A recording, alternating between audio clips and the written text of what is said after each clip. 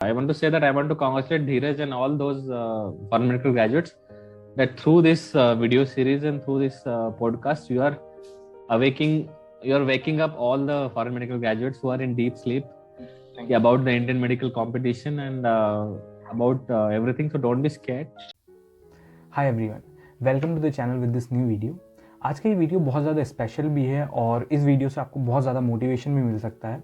अगर आप MBBS abroad पढ़ना चाहते हैं या फिर आप अपने पेरेंट्स को कन्विंस करना चाहते हैं MBBS अब्रॉड के लिए, या फिर आप ऑलरेडी MBBS अब्रॉड से कर रहे हैं, क्योंकि आज की इस वीडियो में हमारे साथ जुड़ने वाले हैं एक ऐसे डॉक्टर जो कि खुद एक फॉरेन मेडिकल ग्रेजुएट थे और उन्होंने अपनी हार्ड वर्क से, अपने स्मार्ट वर्क से ये पॉसिबल करके दिखाया कि वो एम्स में अपनी सीट क्रैक कर सकें और एम्स से PG कर सकें। So without wasting any time, let's get start. Hello, my name is Dr. Milind Shinde. I have done my MBBS from Kazan State Medical University, Russia. Then I did my internship from Ram Manohar Lohia Hospital, New Delhi. After that, I have done my MD from AIIMS Bhopal, that is All India Institute of Medical Sciences in Bhopal. Thank you so much sir for giving me your precious time. आज का ये video sir मैं उन सब लोगों के लिए बनाना चाहता हूँ जो कि MBBS अब्रॉड से करना चाहते हैं या फिर ऑलरेडी MBBS कर रहे हैं कहीं ना कहीं अदर कंट्रीज से, क्योंकि इंडिया से बहुत ज़्यादा स्टूडेंट्स MBBS अब्रॉड के लिए आते हैं। सो मैं कुछ क्वेश्चंस उनके बिहाफ पर आपसे पूछना चाहता हूँ ताकि उन लोगों को अपने डाउट्स क्लियर हो सके। सर, सबसे पहले क्वेश्चन मैं यही पूछूंगा आपसे कि आपने रशिया को ही क्यों चूज़ किया? लाइक इसके पीछे कोई बहुत बड़ा रीज़न था या फिर ये आप पर्सनल आपकी चॉइस थी? कि मैं जब मैंने स्टार्टेड आफ्टर माई 12th मुझे MBBS करना था और मुझे आई थिंक उस टाइम पे BDS और BMS मिल रहा था, बट मेरा बहुत ही मन था कि MBBS ही करना है। तो मेरे पापा के एक फ्रेंड है, उनके बेटे ने किया था बाहर से MBBS and he was doing good. तो फिर पापा ने यही सोच के कि मेरा मन था कि एक बार मैं रिपीट कर लूँ, एक साल फिर से दे दूँ महाराष्ट्र CT। एक्चुअली इस टाइम हमें PMT के बारे में पता नहीं था कि PMT नाम का भी एग्जाम होता है जिसका कोटा मतलब which can also be helpful. हमने बस महाराष्ट्र का दिया था, so we could not get into through Maharashtra quota. तो फिर रशिया चले गए because it just happened by chance, it was not decided. Sir, एक क्वेश्चन मैं आपसे पहले से ही पूछना चाहता था क्योंकि मैं आपको बहुत टाइम से फॉलो कर रहा हूँ। आपका ग्रेजुएशन किस ईयर में कंप्लीट हुआ था? क्योंकि मैं आपको 2017 से फॉलो कर रहा हूँ, शायद उससे पहले आपका ग्रेजुएशन फिनिश हो गया था।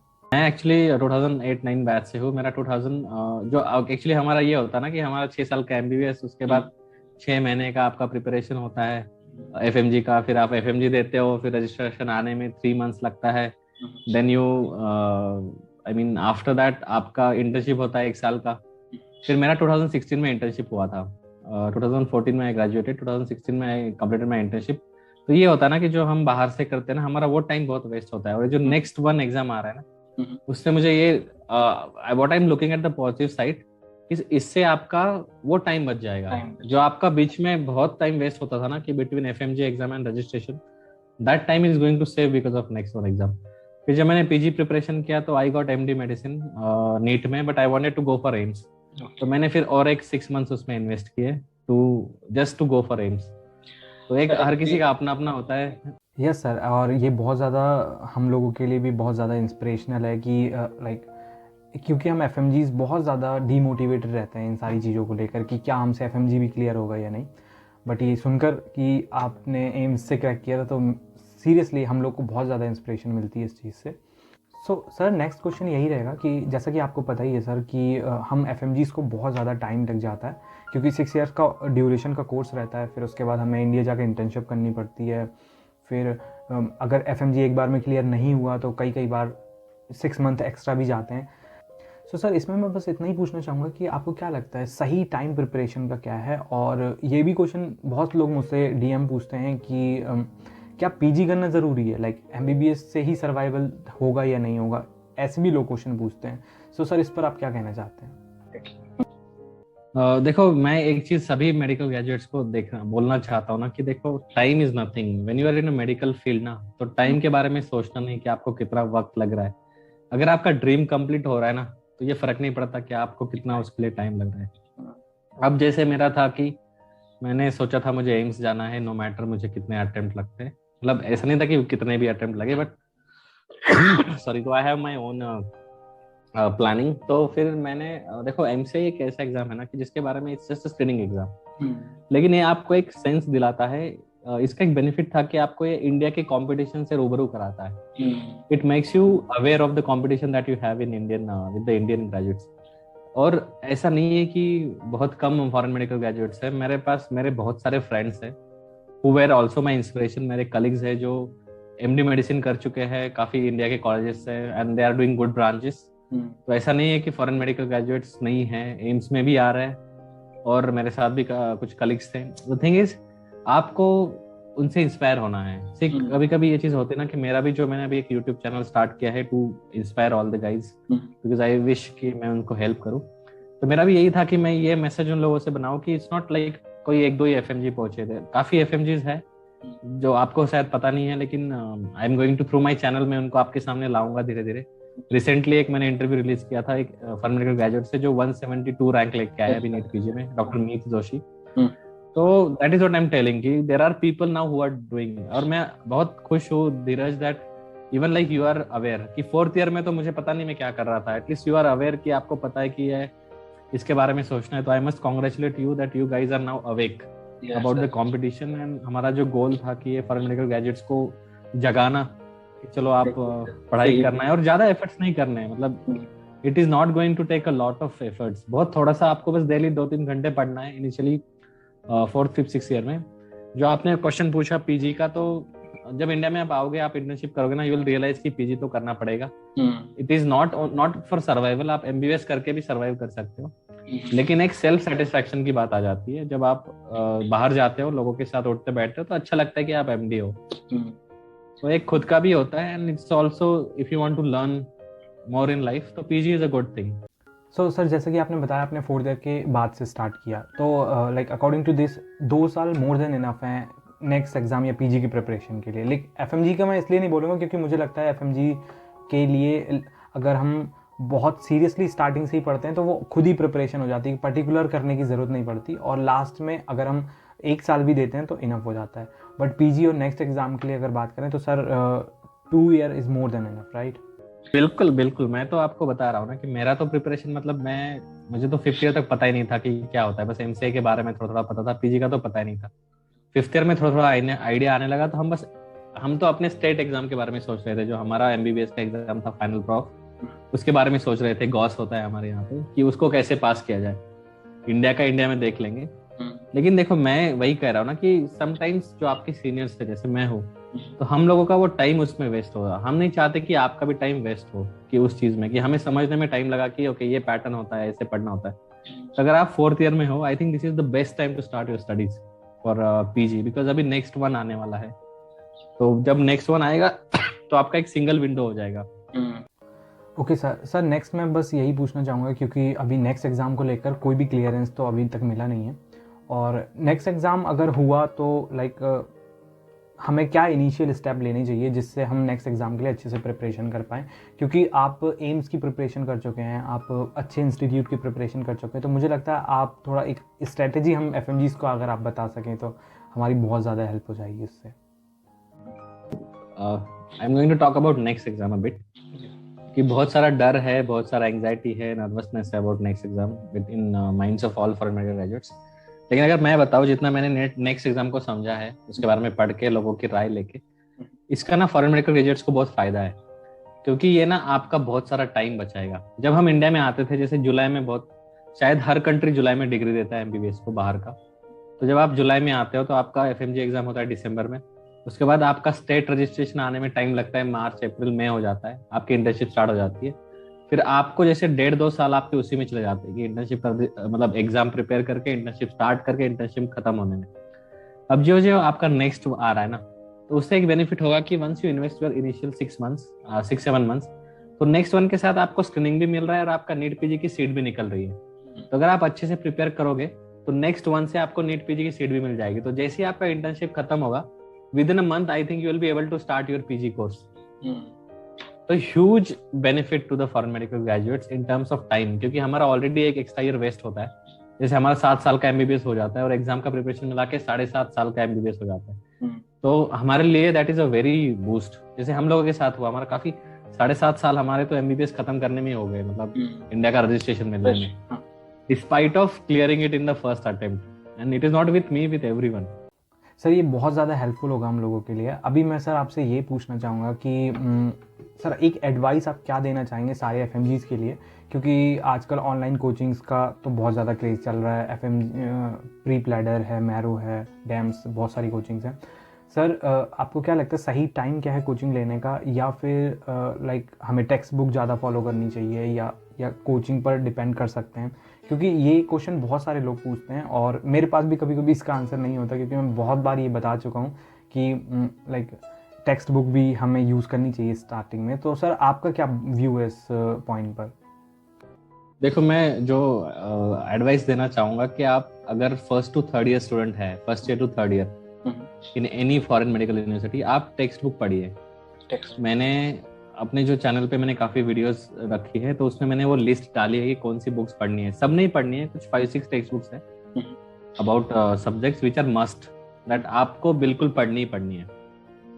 और अगर आपको वो आपका इनिशियल 3 इयर्स में करना है, लेकिन अगर आप उसके बाद करते हो, जैसे आप 4th ईयर में हो, मुझे लगता है कि 4th year is the best time to join the classes. जैसे प्रेप लैडर है, मैरो है, डैम्स है, भाटिया है, इनके सबके ऑनलाइन क्लासेस अवेलेबल है, तो आप उसको ज्वाइन कर सकते हो। तो आपको दिन के बस 2 से 3 घंटे देने हैं। आप 1 घंटा वीडियो देख लो, वो वीडियो में जो भी सिखाया है वो उसके अच्छे से नोट्स बना लो, और नोट्स बना के उनको रिवाइज कर लो वीकली बेसिस पे। तो ये आपको 4th ईयर से स्टार्ट करना है। सर एक क्वेश्चन जो कि मुझसे लोग पूछते तो नहीं है, बट कहीं ना कहीं इनडायरेक्टली उनका क्वेश्चन यही रहता है, और मैंने भी खुद थोड़ा बहुत फील किया है ऐसा। तो मैं आपसे पूछना चाहूँगा सर, क्योंकि आपने बहुत लॉन्ग जर्नी कवर की हुई है, तो आपने कभी भी इंडिया जाकर आपने इंटर्नशिप के टाइम पर या फिर अपने पीजी के टाइम पर आपको ऐसा फील हुआ कि एफएमजीज के साथ डिस्क्रिमिनेशन होता है इंडिया में, या फिर वो एक अलग लेवल से देखते हैं? क्योंकि इंडिया में जब एमबीबीएस के लिए आते हैं अब्रॉड, तो बहुत सारे लोग कुछ कुछ बोलते हैं। डेफिनेटली, देखो, डेफिनेटली वो बात तो है कहीं पे कि कोई बोलने से पहले ही हम लोगों को खुद ही लगता है, किसी ने बोलने की जरूरत भी नहीं है। हमें खुद being a foreign medical graduate, हमारे दिल में और दिमाग में पहले से ही थोड़ा सा इंफीरियरिटी कॉम्प्लेक्स रहता है। मुझे डे 1 से अभी तक कभी नहीं लगा कि किसी इंडियन मेडिकल ग्रेजुएट ने मेरे साथ डिस्क्रिमिनेट किया। I have lot of friends, I have friends in AIIMS new Delhi. मेरे रैंक 1 से लेके रैंक 1000 तक सारे फ्रेंड्स रह चुके हैं, बट कभी भी किसी ने ऐसे नहीं बोला। उल्टा, they were my inspiration, they inspired me to become who I am today. And I think जब आप इंडिया में आओगे ना, तो कभी भी मेरे जो कलीग्स थे इंडियन मेडिकल ग्रेजुएट्स, मैं उनसे कहता था कि you guys are not my competition, you guys are my inspiration. तो मैं उनसे यही चीज कहता था कि मुझे आपसे इंस्पायर होना है, because it is my dream to study in Indian medical college one day, and you guys are living my dream. तो बस वही सपना देख के मैंने उनके साथ पढ़ के सीखा कि okay, what are the techniques and what are the things that I don't have. और गौतम नगर में तो आपको बहुत सारे डॉक्टर्स मिलेंगे। देखो, बात ये होता है ना कि to have a good friends is also very important. तो friends who is having the similar vision, जो आपकी तरह बनना चाहते हैं लाइफ में, तो वो आपको मोटिवेट करते हैं। आपको ऐसे भी फ्रेंड्स मिलेंगे। देखो, हम भी ऐसे नहीं थे कि हम बहुत टैलेंटेड है।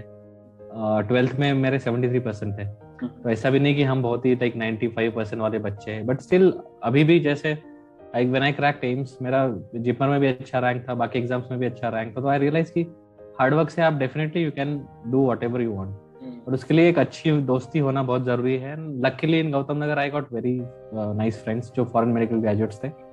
आपको ऐसे भी लोग मिलेंगे जो आपको बोलेंगे अरे यार नहीं हो पाएगा। आपके एफएमजी फ्रेंड होंगे जो आपको, मतलब मेरे तो बिल्कुल, मुझे एक भी इंसान ऐसे नहीं मिला, but I am telling you, I have seen few people like this, कि वो आपको ही डिमोटिवेट करेंगे। अरे क्यों कर रहे हो, ये करो, जॉब करो, पीजी के पीछे क्यों भाग रहे हो, ये करो, वो करो। सो that is important to have people who will have faith in you and who will motivate you. Sir I am totally agreed. ये चीज़ मुझे भी लगती है कि कहीं ना कहीं एफएमजी के माइंड में ही डिस्क्रिमिनेशन है, क्योंकि हम लोग अभी रिसेंटली हमारे कॉलेज में डॉक्टर गोविंद राय गर्ग का एक ऑनलाइन सेशन हुआ था, तो उसमें लोगों ने बहुत अजीब टाइप के भी क्वेश्चन पूछे थे। लाइक मुझे उन क्वेश्चन से लगा कि यार कहीं ना कहीं माइंड में ऐसा बैठा हुआ है कि हमारे साथ डिस्क्रिमिनेशन होने ही वाला है इंडिया जाकर।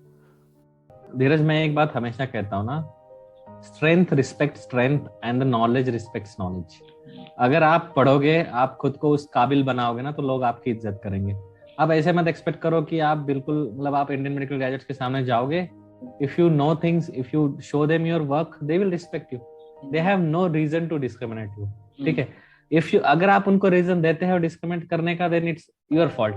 Exactly, 100%. ऐसे तो आपको कोई कुछ नहीं बोलेगा ना. देखो, आप मतलब यही होता ना कि हम फॉरेन मेडिकल ग्रेजुएट्स, हम थोड़ा we have a good time. हमारा थोड़ा इंडियन मेडिकल ग्रेजुएट्स आप देखोगे ना आके, उनके लिए इतना उनकी परेशानी होती है एमबीबीएस क्लियर करते करते. रिलेटिवली हमारा थोड़ा इजी होता है. जब हमारा कंप्लीट हो जाता है, हम आ जाते हैं, तो see we have to give them that credit. तो जब आपके पास नॉलेज रहेगी, जब आपके पास वो स्ट्रेंथ रहेगी ना, तो वो लोग आपको ऑटोमेटिकली रिस्पेक्ट करेंगे. इम्पॉर्टेंट चीज़ जो मैं आपसे पर्सनली पूछना चाहता हूँ कि सर, हमें पता है यहाँ पर क्लिनिकल एक्सपोजर इनफ है एक डॉक्टर को ट्रेन करने के लिए, जो कि एक जनरल फिजिशियन होता है, क्योंकि क्लिनिकल पोस्टिंग्स लगती हैं कहीं ना कहीं. हमें क्लिनिकल स्किल्स के एग्जाम जो थियोरेटिकल बेस्ड होता है, वहाँ पर भी डमीज़ पर काफ़ी कुछ सिखाया जाता है. सर, फिर भी कहीं ना कहीं एज़ कम्पेयर्ड इंडियन स्टूडेंट्स, क्योंकि उनको हॉस्पिटल अटैच्ड रहते हैं, उनके हॉस्पिटल में फ्रीक्वेंट रोटेशन वगैरह लगते रहते हैं, लाइक सेकेंड ईयर से ही उनका स्टार्ट हो जाता है. हमारा कहीं थर्ड या फोर्थ ईयर से स्टार्ट होता है. तो सर, मैं एक चीज़ आपसे पूछना चाहता हूँ कि जो क्लिनिकल एक्सपोजर का जो गैप है, जो एक वॉइड है, उसको हम कैसे फिल कर सकते हैं, लाइक एज अ स्टूडेंट, क्योंकि अभी हमारे पास कोई ऑप्शन नहीं है. या मैं आपसे बिल्कुल एग्री करता हूँ कि एक्चुअली इंडिया में पेशेंट लोड बहुत ज़्यादा है. जो डिसीजेस है वो बहुत अलग है. जैसे रशिया में टीबी तो बिल्कुल निग्लिजिबल है, मलेरिया नहीं होता. ऐसी जो हमारे जहाँ पे एंडेमिक है, मलेरिया और डेंगू, वो सब रशिया में नहीं मिलता देखने में. तो होता है कि हम थोड़ा उसमें वीक होते हैं. तो आपको कैसे करना है, पहले नॉर्मल एग्जामिनेशन सीखो. आप जब नॉर्मल आपको सिखाया जाता है, देखो मेरे कॉलेज में मेरे को बहुत अच्छा सिखाया था कि how to examine central nervous system, respiratory system, cardiovascular system. तो आप आके अपने फ्रेंड पे ट्राई करो ना. You try to hear the normal heart sounds. पहले S1 और S2 को डिफरेंशिएट करना तो सीखो, तब मरमर ढूंढने जाओगे. सी इससे देखो, अब आप फोर्थ ईयर में हैं, ठीक है. जब मैं गया रशिया, तो अभी आपके पास कुछ ऑप्शन नहीं ना. तो try to bring things best out of the situation. जो आपके पास सिचुएशन है उसमें आप ढूंढो कि आप इसको और बेहतर कैसे बना सकते हो. तो आप नॉर्मल चीजें देखो. आप नॉर्मल एब्डोमिनल एग्जाम कैसे करते हो, आप आपका फ्रेंड्स का देख करके देखो. नॉर्मल रिफ्लेक्सेस चेक करके देखो. हम लोग दिन भर वो परकशन करते बैठते थे जब सीखा था पहले दिन ना, तो that will polish your skills. तो आप नॉर्मल सीखोगे ना, तो आके आपको आइडिया रहेगा. और थोड़ा बहुत पेशेंट्स, देखो ये सीखने पर भी है ना. एवरी फॉरेन मेडिकल ग्रेजुएट्स बस खुद से पूछे कि वो कितनी बार अपार्ट फ्रॉम क्लासेस हॉस्पिटल जाके किसी डॉक्टर से बोलते कि आप मुझे चीजें दिखाओ. ऐसा नहीं है कि पेशेंट्स नहीं है, we don't want to go. कितने फॉरेन मेडिकल ग्रेजुएट्स हैं जो जाके शाम में 6 बजे जाते हॉस्पिटल, मतलब क्लास के बाद, और बोलते कि चलो मुझे बीपी कैसे लेना है दिखाओ, पल्स में देखता हूँ, ऑस्कुलटेट करता हूँ. See they are not going to serve you in plate, as I said earlier. आपको खुद एफर्ट्स लेने पड़ेंगे. और जैसे अभी एग्जाम, देखो ये सब मैंने भी नहीं किया. मैं आपको नहीं बोल रहा हूँ कि मैंने ये सब किया है, मैं खुद को भी बोल रहा हूँ मैंने भी नहीं किया. मुझे I am regretting that fact कि मैं क्लास के बाद सीधा घर आके सोते थे, मूवी देखते थे, क्योंकि बस कोई पूछने वाला नहीं है. तो हमें ये माइंडसेट चेंज करना है. If you want to achieve better things in life in less time, तो ये माइंडसेट आप हमें चेंज करना है. सो सर, लास्ट में आप क्या एक पर्सनल एडवाइस देना चाहेंगे सारे एफएमजीज के लिए, जो उनके आने वाले फ्यूचर के लिए हेल्पफुल हो सकती है? यस सर, डेफिनेटली मैं सभी कहूँगा एफएमजी दोस्तों से कि you all are living your dream.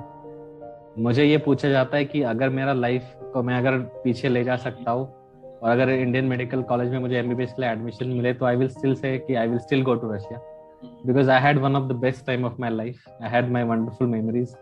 और वैसे भी आपको कब बाहर मिलेगा रहने के लिए आउट ऑफ इंडिया 6 साल के लिए, आप कब like family. So that was a wonderful time. So guys, आप इसको एंजॉय भी कीजिए, बट साथ में do not forget to study.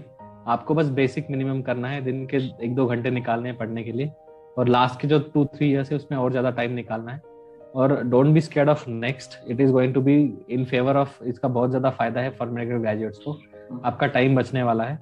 और जो मैंने I have open one channel with my name, Milind Shinde नाम है उसका. तो आपको उसको you will get videos there, how to follow the plan. I have given every single plan and things that trouble you. और इसमें जो आपने मेरे से क्वेश्चन पूछे, इसके सारे आंसर के मैंने वीडियो बना दिए हैं already. I want to say that I want to congratulate Dheeraj and all those foreign medical graduates that through this video series and through this podcast you are waking up all the foreign medical graduates who are in deep sleep about the Indian medical competition and about everything. So don't be scared, you can achieve. There are foreign medical graduates who have cracked NEET PG, who have cracked AIIMS. So you can be one of them. Just you have to take few efforts. आपको थोड़ी सी मेहनत करनी है, थोड़ा सा आपको खुद efforts put in करने हैं, and you have to follow the technique. So I think that's all what I want to say.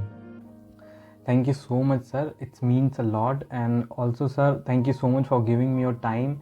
और हमें बहुत अच्छा लगा. आई होप ये जितने भी वीडियोस ये देखी होगी यहाँ तक, तो उनको भी बहुत ज़्यादा मोटिवेशन मिला होगा. और ये वीडियो अगर पेरेंट्स देखेंगे ना स्टूडेंट्स के, तो उनको भी लगेगा कि MBBS अब्रॉड वर्थ हो सकता है. और thank you so much sir, आपसे बात करके बहुत अच्छा लगा. Okay, chalo, I wish you all the best and I hope you succeed in your life Thank you so much. and keep doing such good work.